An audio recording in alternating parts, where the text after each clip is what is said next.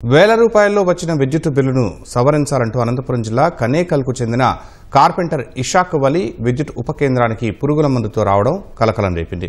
Carpenting దుకాణానికి జులైలో 79,148 రూపాయల bill వచ్చిందని, ఆ బిల్లును సవరించాలని మొత్తుకుంటున్నా అధికారులు పట్టించుకోలేదని వాపోయాడు.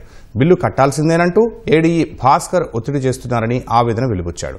సాంకేతిక లోపంతో బిల్లు తప్పుగా వచ్చి ఉంటుందని, 2 రోజుల్లో బాధితుడికి న్యాయం చేస్తామని ఏఈ శంకర్ నాయక్ సర్ది చెప్పి పంపారు.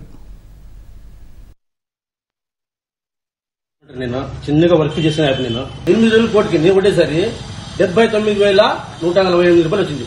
8 రోజులకి అప్లై చేసుకుని 8 రోజులకి కొడితే నేను ఆడిపోవాలా, వాళ్ళు నెగ్లెక్ట్ తీసుకుని నాకు మూమిస్తే నేను ఆడిపోవాలా. ఇప్పుడు సంవత్సరం నుంచి తొలలాడుతున్నాను.